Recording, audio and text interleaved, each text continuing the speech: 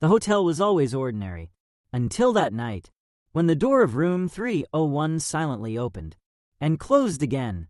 The first warning sign was the smell. The cleaning staff, Wang, pushed his cart as usual, humming a tune. But as soon as he stepped into room 301, something felt off. The bed was neatly made, the carpet spotless, and even the water glass on the table had no fingerprints. But the air was thick with a nauseating stench. Something rotten, something dead.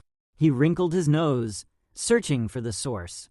A dark stain on the carpet partially wiped, but not completely erased. His gaze fell on the bedside drawer.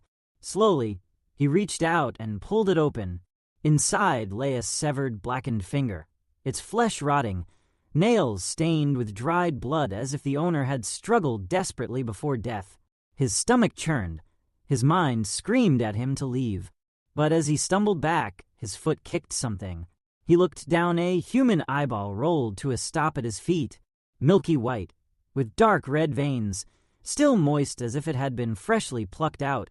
He gasped, his breath hitching, cold sweat drenching his back. The room was empty, but he could feel something watching him. His gaze was drawn to the corner. The fridge stood there, humming softly. The door was slightly ajar, and from the gap, a thick, red liquid dripped onto the floor. His hands trembled. Every fiber in his being screamed at him to run, but curiosity or terror held him in place. He reached out, took a deep breath, and swung the door open. Silence. Then, pure horror. Inside the fridge, flesh, bones, and internal organs were stacked neatly. Some were carefully wrapped in plastic bags, others exposed, their raw edges cleanly cut as if prepared by a butcher. And then, his breath caught. A human face, peeled from the skull. Its empty eye sockets stared blankly from the fridge's interior wall.